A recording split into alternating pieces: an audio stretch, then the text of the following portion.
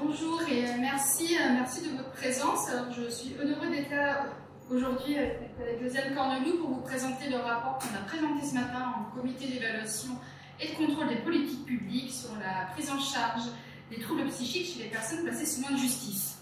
La santé mentale a été désignée grande cause nationale en 2025, un enjeu majeur du XXIe siècle, avec une augmentation marquée des troubles psychiques accentuée depuis la crise sanitaire. Le rapport d'information de la mission sur la prise en charge des urgences psychiatriques, présenté en décembre 2024 par nos collègues Sandrine Rousseau et Nicole de Bouchira, appelait à approfondir les travaux sur la prison, identifiée comme un point d'entrée majeur dans les soins psychiatriques. Conformément à cette préconisation, le périmètre d'étude a été élargi à l'ensemble des personnes sous main de justice dans le champ pénal, que ce soit en milieu fermé ou ouvert. La mission a mené ses travaux dans un esprit d'ouverture, d'écoute et de rigueur, en associant largement les parties prenantes concernées dans les champs de la santé et de la justice à tous les niveaux, national, régional et local. Nous avons auditionné plus de 100 personnes, il y a aussi des questionnaires et des déplacements sur le terrain. La mission a également eu accès à plusieurs rapports non publiés, émanant notamment des inspections générales ou du Conseil national des barreaux. Le rapport démontre aisément les multiples dysfonctionnements qui existent dans la prise en charge des troubles psychiques chez les personnes chez main de justice, multiples dysfonctionnements aussi sur des services et des différents ministères, différents dispositifs qui se croisent.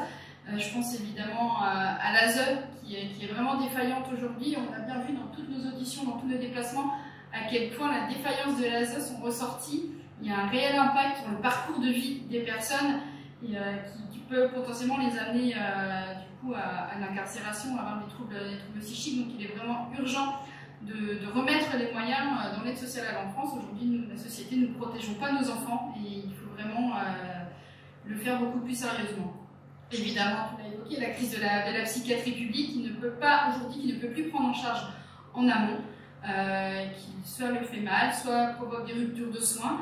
Et il est urgent aussi de remettre les moyens dans ce service public de psychiatrie publique et aussi la justice qui aujourd'hui n'a non plus pas les moyens de mener à bien ses missions et notamment d'avoir un regard plus affiné sur la situation des personnes avec des troubles psychiques. Tu as bien évoqué les difficultés pour les magistrats, pour les juges, face à ces profils. Alors tu l'as dit, sans préconisation, c'est beaucoup pour un rapport, mais la situation est telle qu'on voit qu'il faut presque tout reverser en fait et changer vraiment de braquet dans la vision de ces prises en charge. Et donc on a 100 préconisations qui vont un peu, on a évoqué certaines en amont en fait sur la prévention. Moi j'en ai revu quelques-unes qui est par exemple d'exclure de la comparution immédiate les personnes dont il est flagrant, donc il y a déjà un diagnostic sur l'altération du discernement.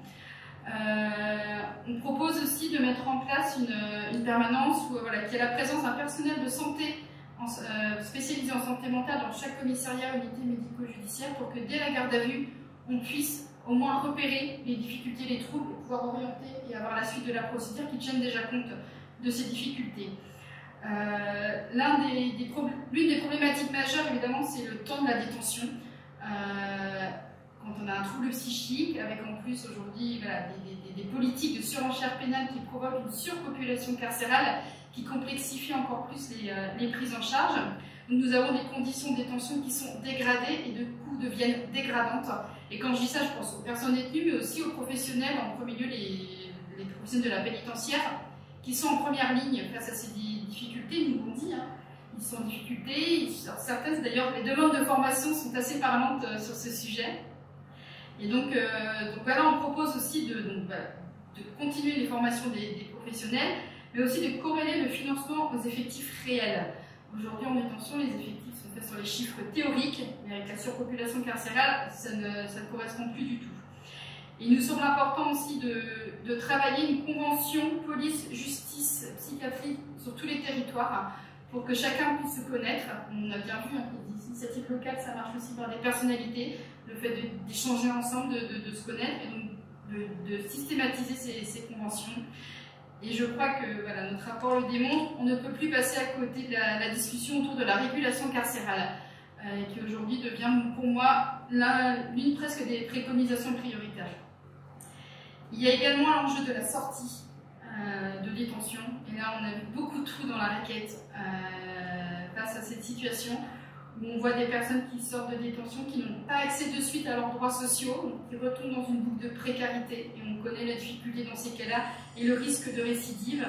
Donc on propose un renforcement de temps d'assistance sociale pour accompagner les personnes et pouvoir limiter ce délai qu'il y a pour accès aux droits sociaux. Du coup, l'accès aux soins aussi, il y a souvent des ruptures de soins, parce que assez étonnamment, certaines personnes, par la détention, vont rentrer dans le soin psychiatrique, ce n'était pas le cas avant, et en sortie de détention, retournent dans une rupture de soins. Donc on propose de travailler le lien, le maillage pour éviter ces ruptures de soins, et on sait qu'il y a des dispositifs qui existent dans le département, il y a les CPTS, qui peuvent aussi rentrer peut-être dans ce travail de coordination sur le territoire. J'ai évoqué la question du pilotage et de la gouvernance, c'est assez marquant, assez probant dans notre rapport. Donc on propose en effet d'avoir un portage vraiment interministériel sur ces questions-là, que tous les acteurs se mettent autour de la table et échangent vraiment. On sorte un peu, on a eu certaines postures les uns envers les autres, et évidemment que chacun fasse des efforts de mesure d'attractivité pour que ce soit dans le sanitaire ou dans le pénitentiaire, on puisse avoir des recrutements massifs. On a fait un zoom sur le rapport en effet sur les mineurs, qui est vraiment une situation très inquiétante, qui pourrait être un rapport à lui tout seul. Donc là pareil, dans les mesures, on propose de réfléchir à des alternatives à l'incarcération. Je pense que c'est vraiment pour les mineurs, ne pas leur donner les chances de sortir de ce parcours et du cercle dans lequel ils s'enferment. Et on propose l'extension de contrôle, la possibilité de contrôle à la défenseur des droits dans les foyers, dans les lieux tenus par l'aide sociale à l'enfance et aussi les structures ouvertes de la PJJ, car aujourd'hui ils sont exempts de ces contrôles. Alors voilà, sans préconisation, donc on ne va pas toutes les lister. En tout cas, voilà, ce rapport va être transmis au ministère concerné, ministère de l'Intérieur, ministère de la Justice, mais aussi ministère de la Santé.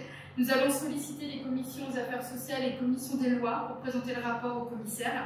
Que l'idée, c'est que ce rapport serve, éclaire nos collègues, éclaire l'Assemblée et qu'on puisse enfin avoir des décisions publiques qui aillent dans le bon sens pour améliorer ces situations.